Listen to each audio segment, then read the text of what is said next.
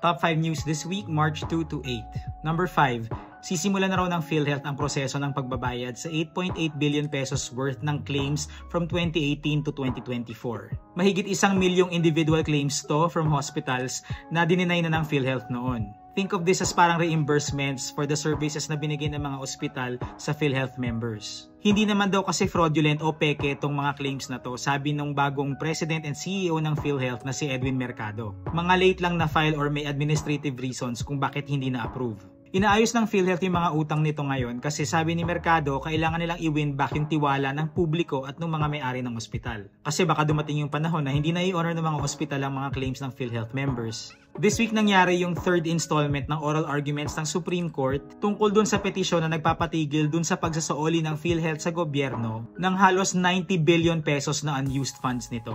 Sabi ng Solicitor General na nag-aabogado para sa PhilHealth, common sense daw tong approach na to. Sinusunod lang naman daw ng PhilHealth yung provision sa 2024 national budget na nag-uutos sa mga kumpanyang pag-aari ng gobyerno na magsauli ng unused funds. Pero sabi ng mga kumukontra dun sa pagsasauli, hindi naman daw dapat kasama yung PhilHealth dun sa kautusan na yon. Hindi pa nga raw makover ng PhilHealth yung 100% ng hospital bills ng mga members, tapos may utang pa nga sa mga ospital. So bakit magsasoli ng pera? Number 4. Nag-crash ang isa sa FA-50 fighter jets ng Philippine Air Force during a tactical mission sa Bukidnon, lagpas hating gabi noong Martes. Sa Cebu nag-take-off yung eroplano, tapos nung nasa area na ng Bukidnon ay nawalan ng communication sa ibang fighter jet na kasama dun sa mission. Sa kadiliman ng gabi, bumangga sa slope ng Mount Kalatungan yung eroplano. Nasawi yung dalawang piloto nito, si Major Jude Salangoy at si First Lieutenant April John Dadulia. Taga Bukidnon si Dadulia. Ikakasal na siya dapat ngayong buwan. In fact, katatapos lang niya mag-shoot ng prenup photos and video with his fiancée. Iniimbestigahan ngayon ng Air Force yung insidente. Meanwhile, yung 11 other FA-50 jets natin, grounded muna.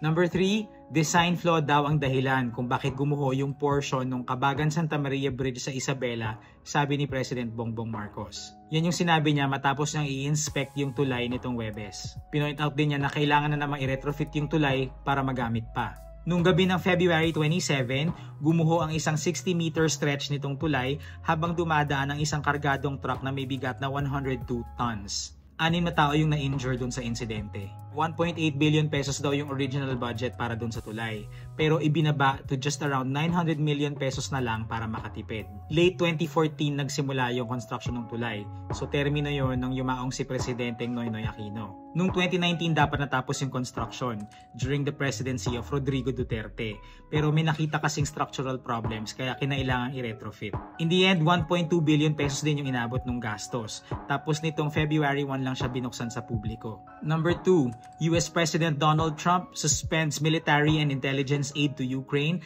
and ramps up trade wars with Canada, Mexico, and China.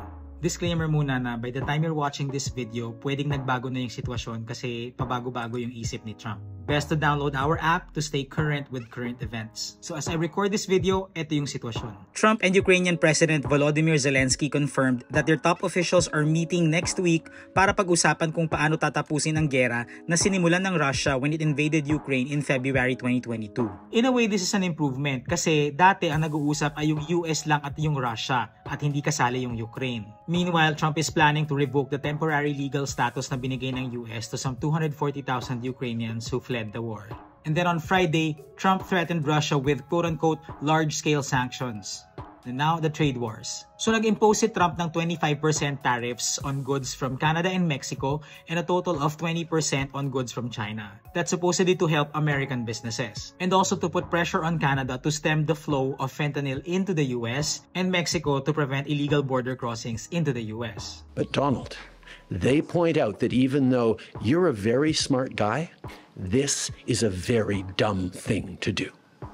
Naturally, gumanti ang Canada and China with their own tariffs on US goods and Mexico is planning to follow suit. Di ba interconnected ang mga economies na yan? So ang nangyari, may mga businesses na nagreklamo kay Trump, particularly yung mga car manufacturers kasi they import parts from those countries. So napilitan si Trump na itigil muna partially yung tariffs on certain goods from Canada and Mexico. Right, number 1. The Department of Migrant Workers says it is taking steps to reach out to countries kung saan konektado ang mga abandoned ships na may mga stranded Filipino seafarers. This was after lumabas yung report ng Rappler tungkol sa kalunos-lunos na kalagayan ng mga abandoned seafarers. Okay, so what are abandoned seafarers? Sila ay mga marino sa mga barkong basta na lang binitawan at kinalimutan na ng may-ari. Hindi na pinupondohan yung operasyon ng barko kaya wala nang makain o mainom at wala na ring maipasahod sa crew.